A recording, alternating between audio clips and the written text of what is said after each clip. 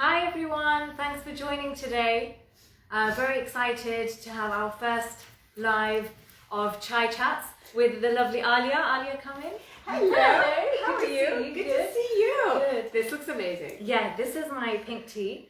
But I have to be honest, I forgot the pistachio at home.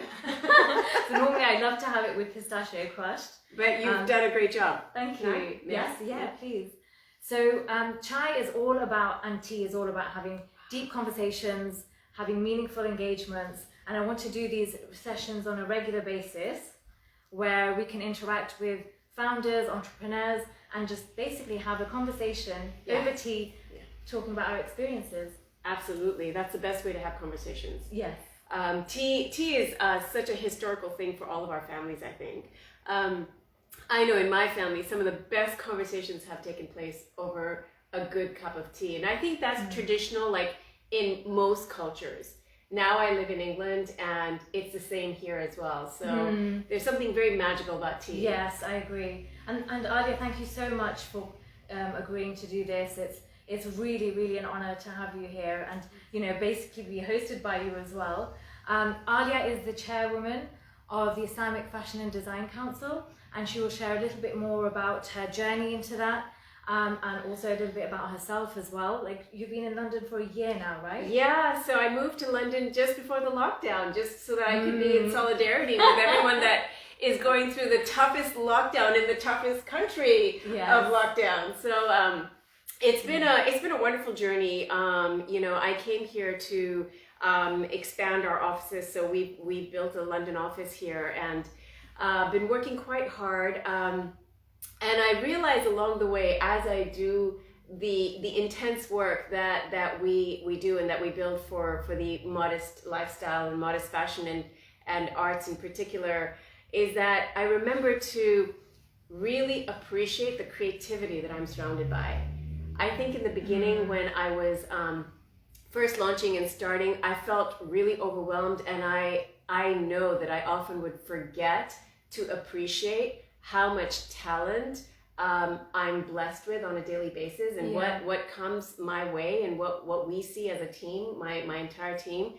And it took me some time to really like stop to smell the roses, as they say. And since I did, it's changed everything. And I would say that somehow by default, you know, God allowed us to even like expand on that further through the lockdown, because we just had a naturally slower process to everything that we were normally used to.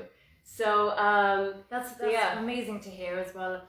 And I would love if you could give us like a little step back in history to what led you to the position now and to the whole setup before even coming to the UK. Well, I was fascinated by the Islamic economy. I felt the Islamic economy was a very interesting part of the global economy.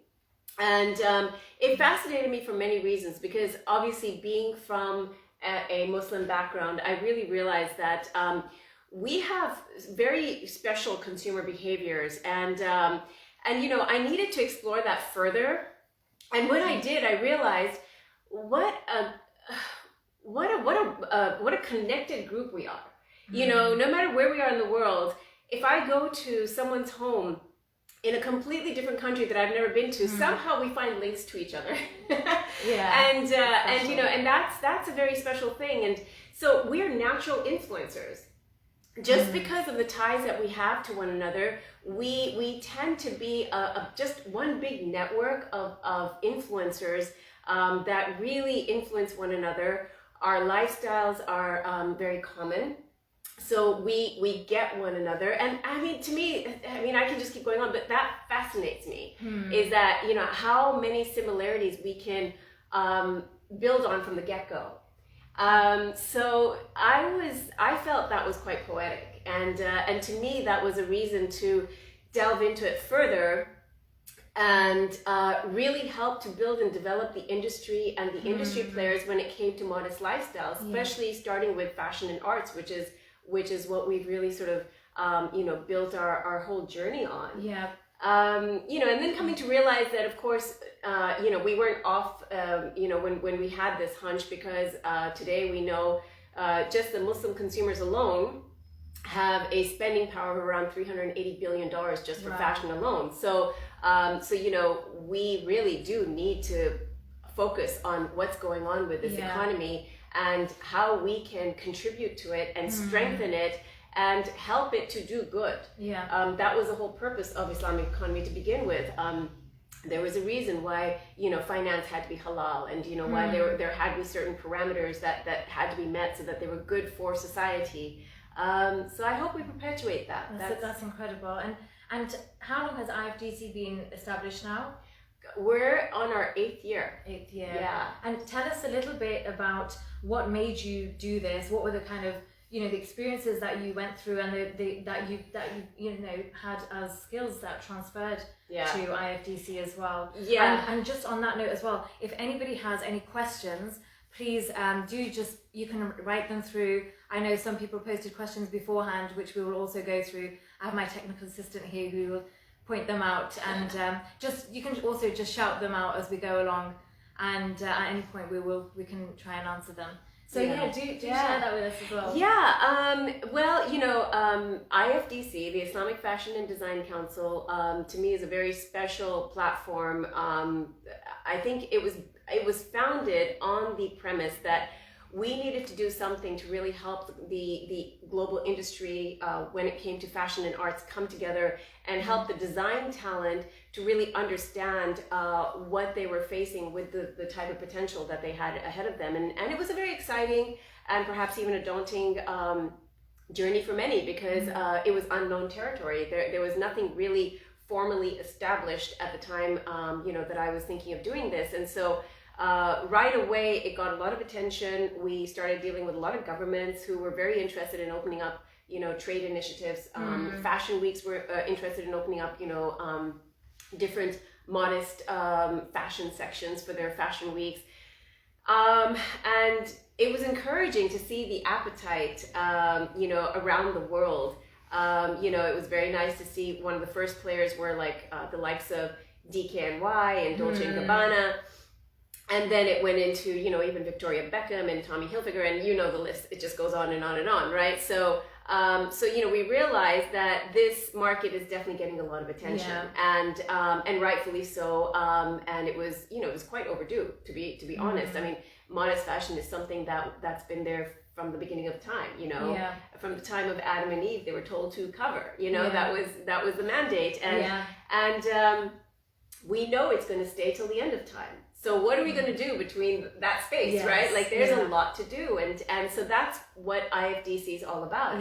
Is we figure out what we're going to do, what are the initiatives. We really try to avoid being a me too of the mainstream fashion industry, because we're so different, we're so unique. We have our own character, our own personality, our own as I said, demands and consumer behavior, which deem us to be a very specialized type of a consumer.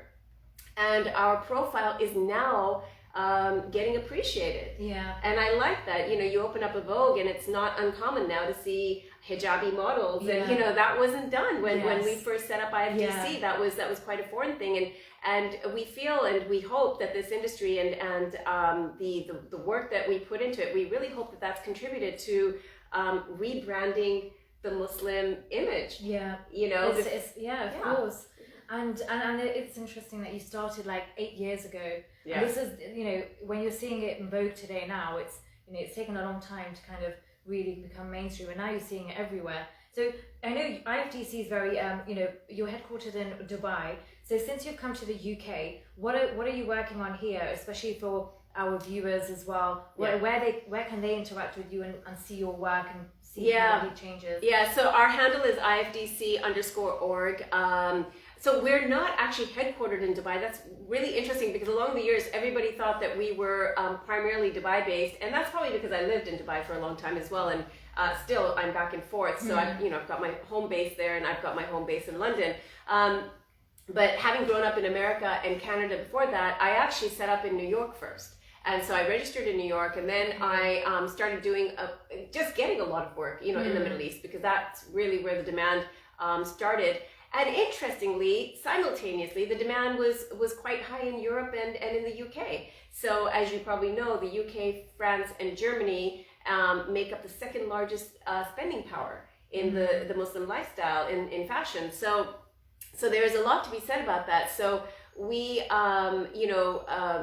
used our, the legacy that we've sort of like, brought to now, and the experience that we have and the know-how, to really understand, what the future looks like for the industry. So the London office is primarily targeted, it's focused on technology. Right. So we're coming up with tech solutions and tech ideas for designers and artists and even enthusiasts who just like being in this space, to take a revolutionary look at the way they do business here. Yeah. So we should be making our first announcement soon. It's a little bit overdue, probably because it's a very exciting time for you. It is an exciting time, and probably because of the pandemic, we were a little bit behind on doing that. We would have hoped that by July we would have actually had rolled out our first press release on what it is that we're doing. But I think that's going to be backed up to about August, maybe September. So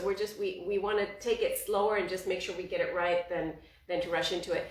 But yeah, it is an exciting time because the whole focus is technology. Yeah. We just think that there's a lot going on with the modest lifestyle players, the industry players, and even the enthusiasts, like whether they're the consumers or the influencers, or there's so many subgroups in this area.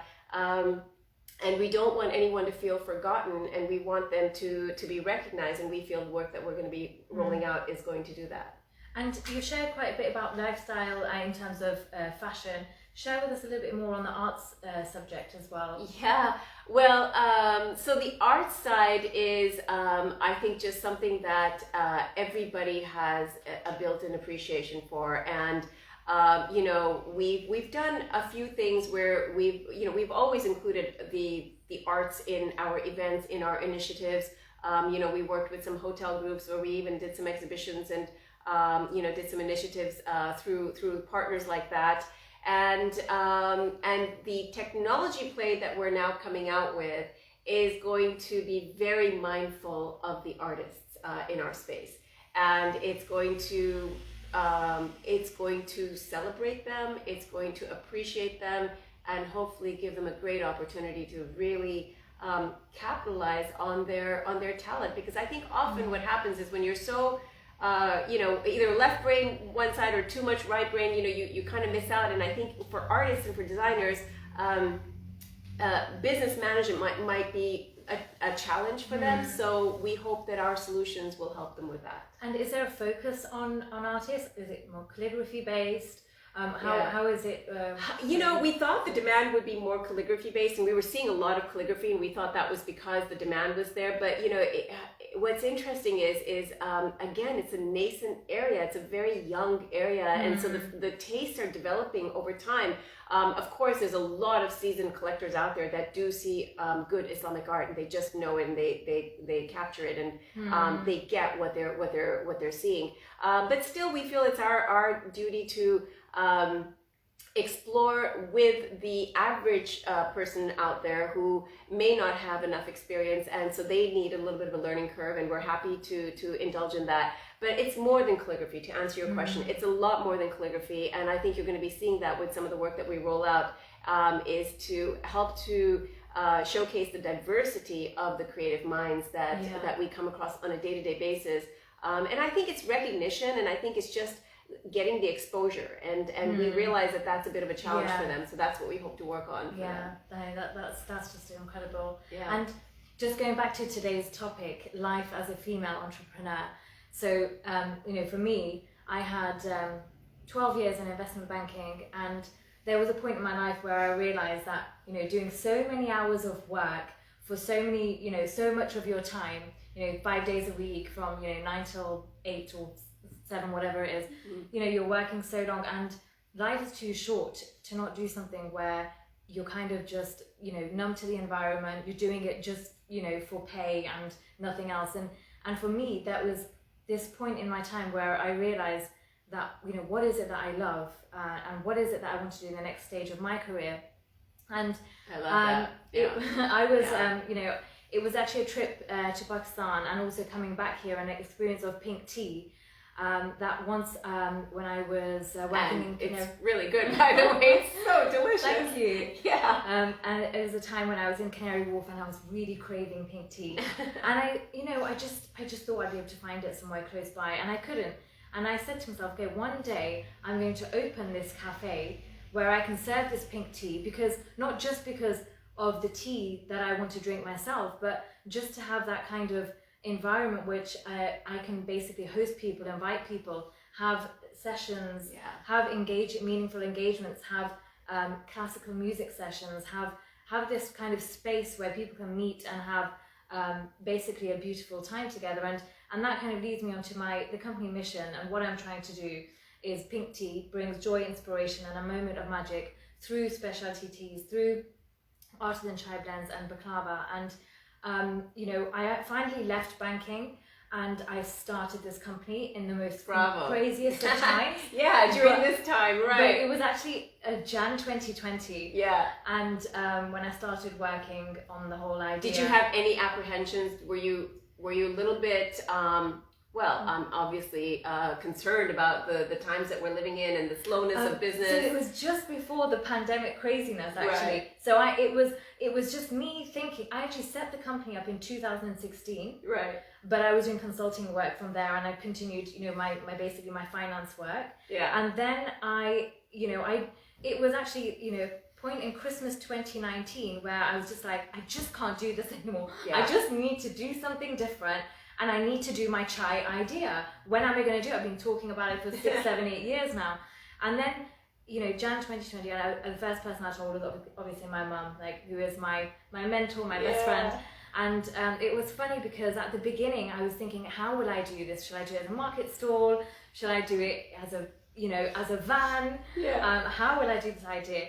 And then I was just sharing those thoughts with my mum, and then my mum, she was just like, oh, so kya aap chai wali banogi? She basically said, you're going to be a chai wali.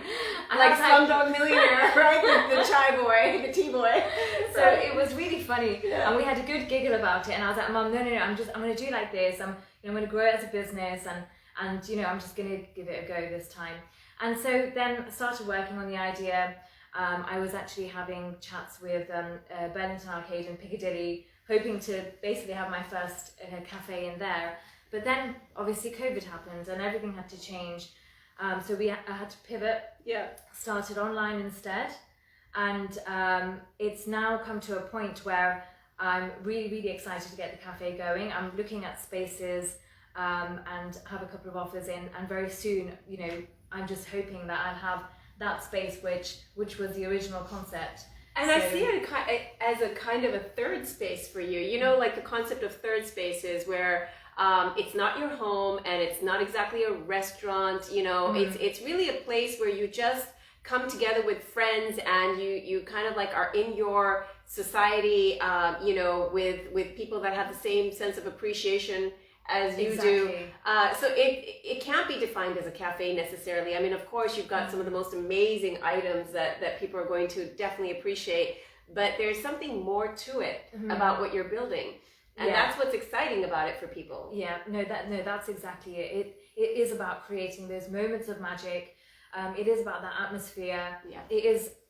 I never want to be a big franchise chain. That's not my ambition. It has to always have that beautiful personalized service, that that great hospitality reminiscent of South Asia and the chai culture. And I know that I will have to be very careful even when I do expand to make sure that very special community vibe holds well. So absolutely, yeah. That's kind of like my journey from banking into this. And I want to know what were those low points or those points for you that made you think, right, you want to do your own thing. And what was it that what is it that gives you this incredible drive?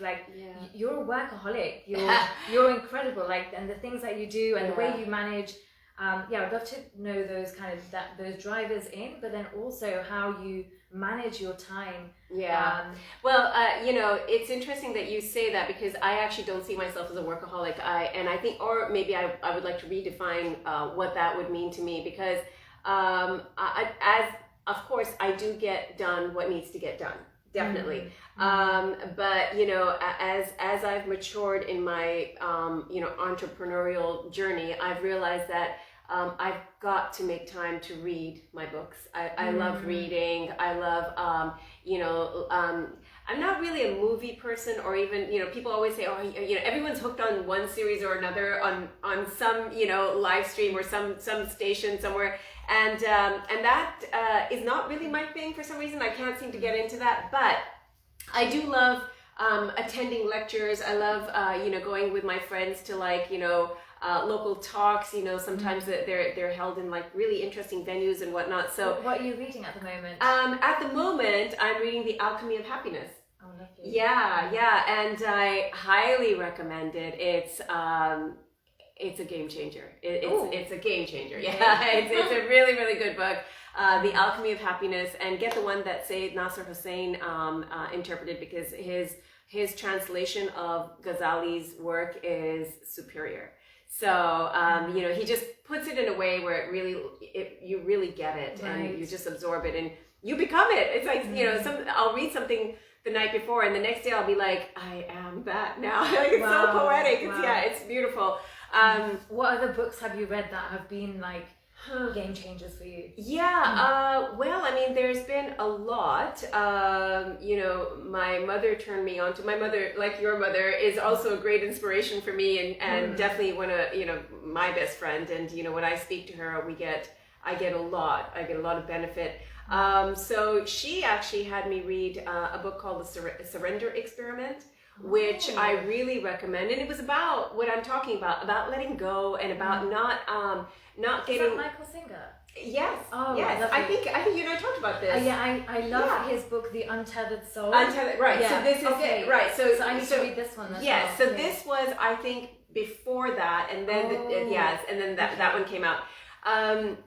And you know, and so when I read books like that, I just it makes a huge difference in the way that I operate.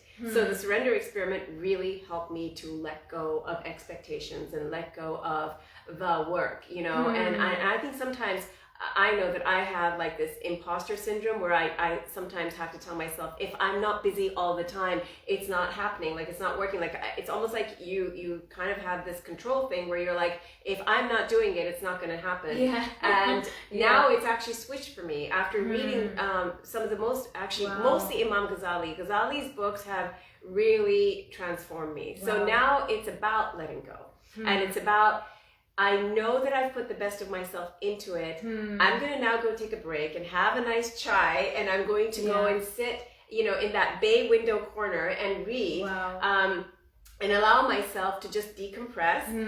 Because when I do the work, it's intense, you know, and I'm all about it, and then I have to let go, you know. And how do you give yourself, because when you're so into the work, so how do you allow yourself to think that, oh, I need to go and take that break? Decompress. What's your trigger? Well, you know, it's really interesting. It kind of just shows up on its own. That opening just shows up, and it's like either the work has happened to the degree that it's supposed to happen today, and that's pretty much it. You know, with family and friends, you know, you also want to give them their rights. You know, that was one of the things I learned in a leadership course that I took, was that a leader knows how to give their family and friends their rights. So if I ignored my family or even my friends or my community while I was building, you know, whatever work that I'm focused on, then somehow that the blessings of the work aren't at its peak. You know, that's what I was taught. Yeah, and it really worked for me, because you know, I remember, especially when I'm in Dubai, and I work a lot in Dubai as well. I always love my tea time with my parents. You know, just sitting and or you know, with my siblings or with the kids in the family. Or I'll just I'll leave my desk, and I'll go to my little nephew and niece's home, and we'll go jump on the jumping castle. They have a jumping castle outside their home. And, you know, so I do things like that because I realize that if I'm not doing that, I'm actually not, I'm not using this energy flow that we have in the most optimal way.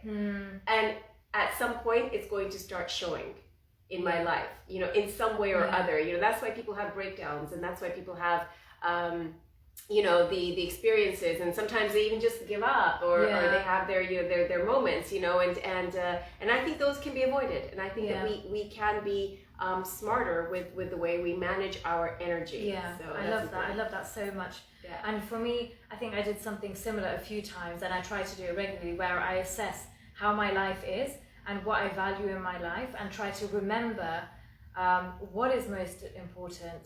I even do this thing where I imagine myself at, you know, for example, 85, or, you know, only a few days to live, and think, what is most important? Are those days on the trading floor? Is that what I'm going to remember? And I realize, no, it isn't. It's those times with family, and those times where you have served people and done good for people. That is what really. And but I see, Tabassum, I see your work as a part of that, though. That's an extension of this intention that you have, because I really see that what you're putting out there is an opportunity to invite family and communities to come together, and I think that's amazing, because, you know, when there's something that's built with that intention, it actually happens, you know, and I think that the fact that you're a family person anyway, that I know that you are, and you're such a community person, you're so good about giving of yourself to the community, and that's just a natural part of, I think, what your brand is that you're building. That's lovely to thank you. Yeah. And I think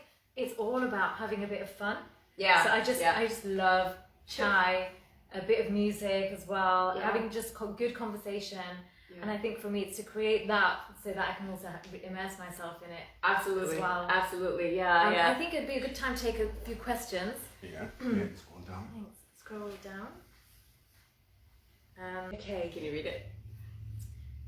Recent research. This one. Recent research has suggested that plant-based packaging. So we've had a question on sustainability. Plant-based packaging. So what is the best way to ensure innovation in product design to ensure sustainability? I think one of the best ways to ensure innovation in product design is firstly to join some of the great charities and groups and organizations that are out there that are talking about this stuff.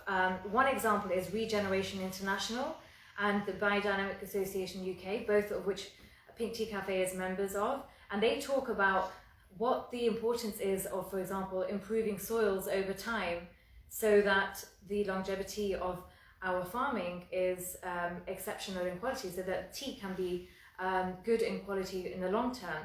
And I basically become members of them because I get invited to events and talks, and that's how I actually learn about what's going on. And it was through one of those talks that I actually learned about wood pulp packaging. So I don't want to use plastic in any of my packaging, but it's very, very difficult, especially with baklava. So my baklava is made fresh daily. When I get an order, that's when it's made, and then it's posted out. But I can't have the baklava, you know, sold in a big supermarket because I don't want to use plastic. Right. But there is something that I've looked at now, and I have used actually at the Silk Road Bazaar event that we did. I used this see-through wood pulp packaging, which looks like plastic, but it's actually fully biodegradable, and that's actually made by NatureFlex. And and if it wasn't for some of these talks and these organizations that I'm involved with, and just kind of checking in with, I wouldn't have learnt about that. And it's incredible how many people don't know, for example, how so many tea bags and even in big companies now they contain plastic. Right. There's only a few companies like Tea Pigs, for example. I think they were very closely associated with actually making this NatureFlex. So their tea bags don't contain any plastics, and they actually then put the tea bags inside this kind of it looks like plastic. It's actually the wood pulp NatureFlex bag. I've seen that I used, and then and it's great because. And how do you find it? Are you finding that it works? So it works fine, but apparently they give like a shelf life of 6 months for it. Right. So if I ever wanted to create basically have those pouches for my tea, I'd be wary because I would not want to lose the freshness of my tea, and the quality of the product is as just as important for me. So this is why I love the glass jars. They're reusable. Absolutely. And then I've got biodegradable pouches that people can then put into if they've already got the glass jar, then you can just order the pouch, which is also biodegradable, which is actually like a paper pouch, and then you transfer that into there. So I think, when you're in touch with the right organizations, then you will be able to innovate within your company and find out about the things that are important for your own use. That's very true, and actually it's really good that you're so cognizant of that, because it's such an important topic to be aware of and to do your own research and to see what works for you, as far as what you want to communicate to your audience. And I think the audience has a responsibility to maybe communicate to the brands that their expectations aren't what the brands feel that they should, so for example, a brand may think that they need to really put expensive packaging together or whatever to, communicate a more luxury type item and whatever. I'd love to see, I'd love to see a change occur in this mentality. I'd love to see the audience say, you know what, make it sustainable. Do away with the expensive packaging, which is definitely not good for the landfills and for everything else. And if you wrap it in paper, fine with us. Get creative with the paper you wrap it in, and rope us in that way. I would love to see that the way things have been done based on looks and based on presentation, which isn't a bad thing. It's a good thing to be aware of. But can we please change that to say, that's all good, but we don't mind using the paper bag, and showing you how creative we can get with it, and also proving to you that this is going to be so much better in the long run for everybody. And I love what you said, and we're trying to go to that point where we're saying you don't have to compromise on beauty or luxury to make it sustainable, actually, because of innovations like this wood pulp pouch, which looks like plastic. It's clear, it's see-through, and it serves the purpose really well. So you don't actually have to compromise on the sustainability part. And there is actually a great organization now as well called Positive Luxury, who are basically rewarding people in the luxury sectors who are actually going to sustainability to that level. But they're retaining the luxury field as well. I think it's so important, because I think maybe we need to redefine what that luxury feel is supposed to be. What does luxury feel like? Because so far it feels like something that ends up being not good for us. So maybe that's a step. I remember when I was a kid, like my dad would bring home like these cookies or whatever, like he'd pick up, on the way home from the office, and they were just wrapped in simple paper, but the excitement, and I just think that it's just about, what you stand for and what your product is, because if your product truly is high level, it'll speak for itself.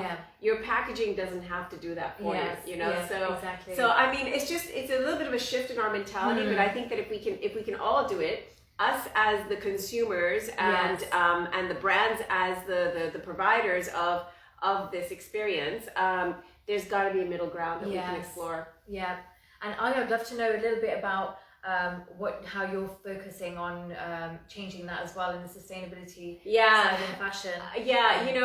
That's always a tough one. We're actually getting ready to roll out a campaign called Make Your Own Clothes, and that was an interesting that was an interesting campaign that we all tailor. Everyone's a designer, and there's so many great tailors out there that deserve your business. There's small little tailors in little India, little Pakistan, in every city there's always that group of tailors, and then there's tailors that are just your local tailors that would really appreciate the business, and it's a much more cost efficient way to dress, and B, as we get into a world where brands aren't listening to consumer demands as to perhaps what they support, whether it's a political support or something regional that's not good, but we find out, and very disappointingly, we see that certain brands that we might have loved so much, are behind that level of destruction. Maybe and if the brands aren't using their voice to stop, you know, where things aren't right in the world, whether it's an issue of, you know, some war-torn area, you know, that, you know, maybe some brand's money is sort of, you know, and we're finding this out, and that's why you're seeing so much all over social media, you know, boycott this and boycott that and boycott this, because people are learning, and that's the only way they can express their disappointment. But we're here to tell you another way to express your disappointment is just don't bother buying from them at all. I mean, rather than, yes, you can of course carry on with your boycott this and that campaign, but, you know, really put your money where your mouth is by just coming up with your own ideas. It doesn't take that long, a couple of days turnaround. Some tailors can do it the next day. You know, some of them are really efficient and some of them need more time because they're maybe smaller, but they're so worth giving that business to, and the results are outstanding. They're better than what you would find in the high street stores or even in some of the department stores that you go to. So so we're going to educate our audience on what it means to make your own clothes and how easy that proposition is. And we don't expect everyone to start making their own clothes right away, but we do think that the idea it isn't so far-fetched, and we don't think that it should be daunting for anyone should they want to delve into it. We want to actually show them how easy it is. I mean, it's something my mom used to do. Talk to you with that. Yeah, absolutely. So so you know, stay tuned for that. We're going to be coming up with you know, some content that'll teach you how to make your own clothes, and we hope that you'll delve into it at some point. That's wonderful. Yeah. Wow, I'm looking forward to that. I just want to make sure I'm answering these questions as well. So AP_H101, H108. So yeah, I hope that I answered that question. I would definitely Google NatureFlex. And then we have another question here. Would you ever put your specialty teas into tea bags and keep them loose? Oh, that's brilliant. That's funny. It's following on from the previous question. So this is loose Nissa, tea, right? hello. And yeah, so actually, the reason I mean, loose leaf tea, there's a couple of things. So the first thing is loose leaf tea, especially for some of my teas, for example, the very rare white tea that I have, which comes from a wild forest in the province of Yunnan in China. That bud is so big that it actually, you can't capture the full essence if it's in a tea bag. It would be a humongous tea bag that probably won't fit this, definitely won't fit this mug. Yeah. And so what happens is sometimes when you're putting larger leaf teas inside a tea bag, you can't actually get the full essence of the flavor coming through in the aromas in the cup. So they're best just kept as loose teas.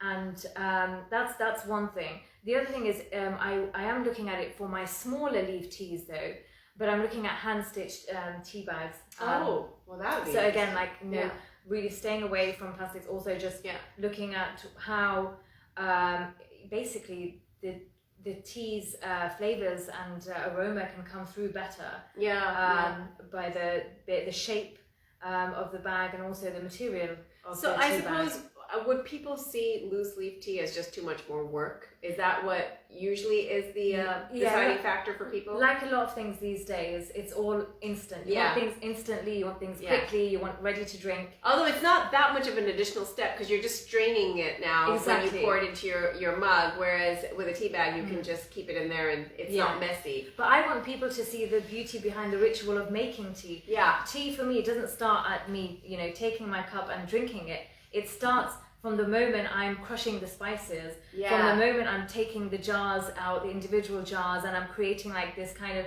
you know, it's a ceremony, even if I am making it by myself. Yeah. Sometimes I'm doing it in a bit more of a rush, but there's always a ceremony, like, you know, a part of it. When you're making chai, for example, with all the different spices, and doing it from scratch, like grinding it from scratch, crushing the cardamom from scratch. And I think that there's that whole, you know, mindfulness element with it as well. So I like to, you know, I like to talk to people about that, to make them realize that, oh, actually, it's not just about the end product. It's about that journey. It's all about the journey. Yeah, no, well, that's such a tagline for you, and it's such an authentic tagline, because you're absolutely correct, and I think what you're actually doing is you're reviving the joy of making the tea. I love it. I love making tea for people. I don't know what it is. Something do. very spiritual about that. And I think, I got that definitely from my mother and my father. They just loved, even my dad loved making a good cup of tea, for his wife, for my mom, and so we always appreciated that. And I think we just had this natural sense of appreciation. But I like that you're kind of bringing that now to your audience, and they're realizing, because I promise you, I mean, this may sound so dramatic and so romantic, but it's so good for a relationship if you can make tea for your loved one. Honestly, there's just something relationship goal. It really is. I mean, that's my goal. It's like, if a guy can make tea, I say this to my nieces and to my sisters. It's like, if he can make tea for you, there's something there. Don't let him go so quickly. I love that. Yeah. Oh. And just another question. I'm also going to answer the questions from the poll as well. So the tea industry and being an investment banker seems like two very contrasting career paths. I think you get that a lot, right? Yeah. What made you sure of your switch, or were you feeling uncertain about this venture? So lovely question, thank you. And actually, I think it was I think what happens is sometimes you see something and you go into something and then you want completely the opposite. And it happens in relationships as well. You might be with someone and then the next person you're with is completely the opposite. And I think that's what's happened here for me in my career. And I think which is your true love? So I think we all see my battery's low. Is it hopefully not too low? So I think I see the zero waving when I said which is your true love. So I think you need to factor him in first. I think also that with the grass is always green on the other side. Yeah. But I think it also takes a mindset. So when you have something in your mind, you should do your research. You should use your your brain as well, but you should also use your wisdom and your gut feelings, and you should try to tune in so that you can listen to that, because that's where the magic is. That's where the right answers are, because that's where your values are, and that's where there's something which is beyond what is in your mind and what can be researched. And I think that's really important. Very. And you might then get times where you switch back to thinking about stuff. And when you do that, then you can waver and then you can be unsure. So once you know something, you should try to hold that, remember it, trust your gut, and give yourself that space to always listen to your gut. And then you go with it. Then you know your certainty, and you go with it, and you try to stick with it. Obviously, if things are not working, that can also happen. In any relationship. and in any business or any switch of anything. And that's right. But so life is always about checking in with yourself and always listening to that experience, and that also to the gut and what you're feeling. So I think nothing is static, and nothing is an ultimate perfect. Life is continuously changing, and you have to assess as you go along and just check in all the time. And you can only do that with a clear mind, with looking after yourself. That's your physical, mental, and spiritual health, and you should be able to then make important decisions at times. You're absolutely right. And if it, like you said, if you check in with yourself and you feel something's not going right, and then you've got to make that decision now, like, where do I go? Is it the next step, or is it some other step? That, I always say, is a part of your destiny. Like, it had to come to this.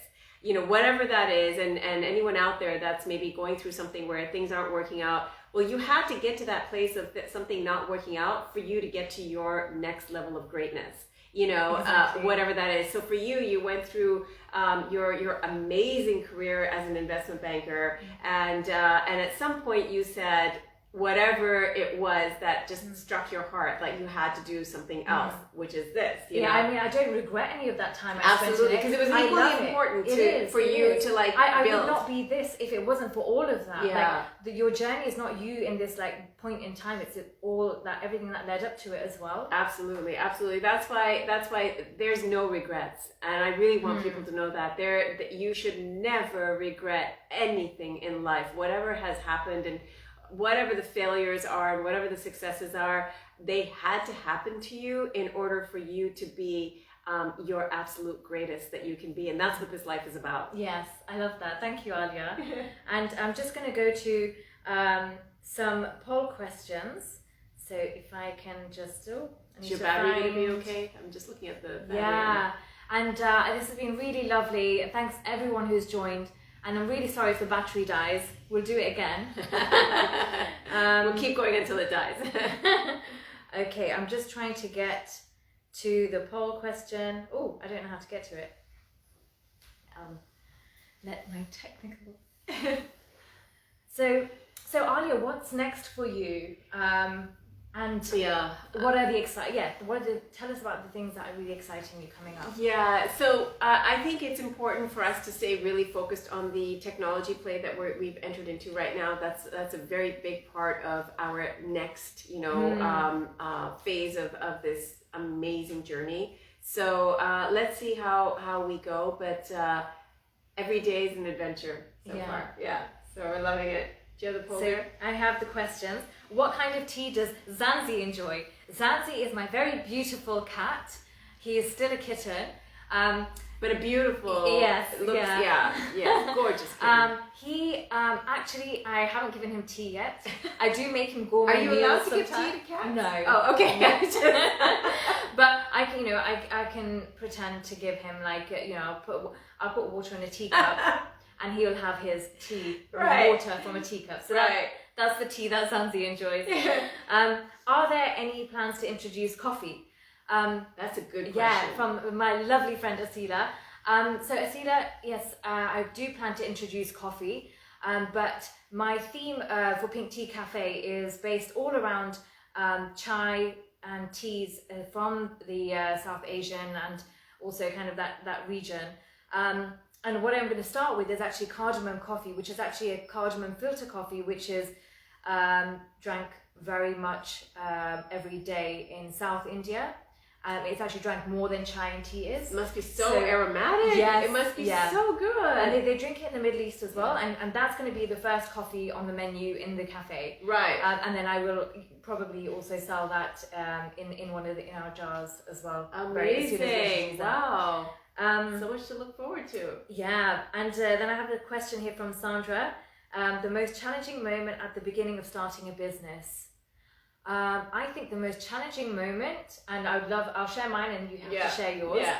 I think is basically managing and organizing yourself, and basically kind of getting overwhelmed with so many different things. Yeah. I think that has to be my most challenging moment. So I've tried to think and use kind of techniques along the way, like for example chunking, which is a technique that you can use to kind of prioritize your task list by grouping them into like subject areas. Yeah. And then you write like literally a value on the importance and the urgency, and then you prioritize that, and then you split it out across the week or the day. That's so important. And then you stick to it, and you need to stick to it, and you need to be disciplined. So I think there's a few traits that some people have more than others, like in terms of discipline and focus. And I think that's basically what's one of my most challenging moments. But Alia, please share yours. Well, I mean, I see a lot of people start their businesses in what I do, and a lot of people come to us for advice and for mentorship, and the one thing that I always say is just do it. That's actually a very important part of your business is just stop thinking about it, stop planning, and stop thinking you're not ready, and just start. And I had to do that at some point. I had to, that's a Samsung, by the way. Oh, yes. Oh, it is? Yeah. Okay, good. So I had to do that at some point, and I had to make sure that that I just woke up in the morning one day and sat at my dining table and just did it. I just started being IFDC. Wow. And had I not taken that step, I would have been still planning to death, because it's so easy to get so involved in your business plan, and and I have a lot of thoughts and opinions about business plans. I think they should all be thrown out the window, and I think honestly, there's such a I love that. That's music to my ears. Yeah, they're honestly they're probably the biggest barrier. The biggest barrier and the biggest lies, because nothing in your business plan ends up being the reality, because businesses have a mind of their own. And so, how you planned it in your business plan, so neat and tidy and, well packaged, and how it ends up being can be two completely different things. So, and that shouldn't throw you off. And so, again, to answer your question, it would be just do it. Just get up in the morning and say, you are now, ABC Incorporated, whatever your company is, and you are now in business, and start, whether that's making a phone call or, having your brother be your first customer just because you need that first customer experience. So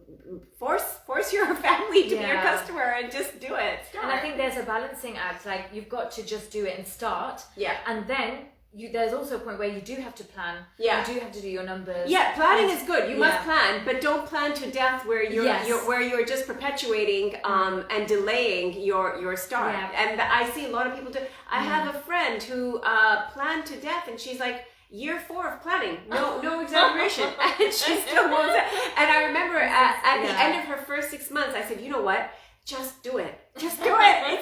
It's like honestly, I remember when I was first learning how to swim, my dad said, just go in the water, Yes. just jump. And and I think that's what it's like in business. You just have to jump in the water and just start swimming. That's so wonderfully put. Yeah. So what inspired you to launch your own business? Hopefully I answered that one. What was your breaking point that led to the career change? So I think the breaking point leading to the career change is I guess it's more like personal and life experiences that then make you reevaluate and reassess your life and what's important in your life. Yeah. Because you, like Simon Sinek says, it's the start with why. Yeah. Going I love back that. to why are you doing certain things in your life? Yeah. And when you have a strong enough why, everything else kind of follows. And I also love this. One of my favorite books is Man's Search for Meaning by Viktor Frankl. Oh, I love that. It's beautiful. He was actually a psychiatrist and was actually experienced the camps in Austria and had a really difficult time. And he then writes this book where he kind of realizes that each person needs a purpose and needs their own meaning in their life, and that's what drives you. And I sometimes when I'm helping people who've come to me for just sharing a sad story, I will always try to encourage them to find their purpose in life. Yeah. Because when you find that and you're serving other people, there's something really profound, something beautiful. It's more than just satisfaction. Right. It's this connection with the whole of humanity, I think, that comes in, and that's your really why. special. That's your why. Exactly. And I think maybe at some point, I don't know. I've spoken to you a lot about your investment banking career, and I gather at some point that why ceased to exist, right? Like the why you went into it, kind of changed maybe along the way, and it wasn't fulfilling that why anymore. And so you found this, which kind of made it even more profound, because when you answer the why, it usually is, for most people, I want to help, or I want to, do something different. I want to really put a smile on people's faces. People usually go into their business because they feel like they're really fulfilling someone's need, and that feels good, and so that is sort of like the beginning of the why that you start writing, like, why am I doing this? It's because I'm filling some sort of a need, and that's how you start writing it. But then you keep writing and you realize that your motivation is so much more than what you even thought. So it's really important. Yeah. And the why changes with time. It does. Like everything changes. As you change, right? Yeah, as you grow, the why grows. And I feel like as you get older, you do become wiser. So your whys change to more, to better things. When you become wiser, your whys change to better things. When I was younger, my why was, I'm going to do maths at uni, and then I'm going to go into investment banking. And then I actually wanted to be in Bollywood. So it was like, this is the route I'm going to take. And math to Bollywood. Love it. I mean, that's a movie in and of itself that you should play the lead in. So it's interesting how your whys change, but as you become wiser as you get older, you know, I think everything becomes a lot easier, and that's the beauty of getting older as well. Absolutely, absolutely. Nothing wrong with getting older. Do we ship to America? Yes, we do. We do. This is from my beautiful friend's show in Boston. Really missing her. I hope she's on now. Oh, actually, it's very late in Boston, so I'm not sure if she's on. And what made you take up the decision to quit your 9 to 5 and start a whole new career in PTC? So yeah, a lot of people with this great question, which I've kind of delved into. So I've got some more, I think, coming through. Oh, let me see this one. You've got an active bunch out there. Yeah, I know, this is really good. Oh, thank you, Nissa. Lovely comment there. This is such an inspirational discussion. I'm so impressed with all your passion and positivity. Thanks. Well done. Good luck for the future. That's really beautiful. Thank you so much. And I'm so grateful to everyone who's joined.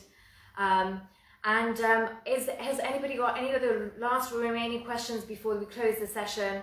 I hope to do this on a regular basis with Chai.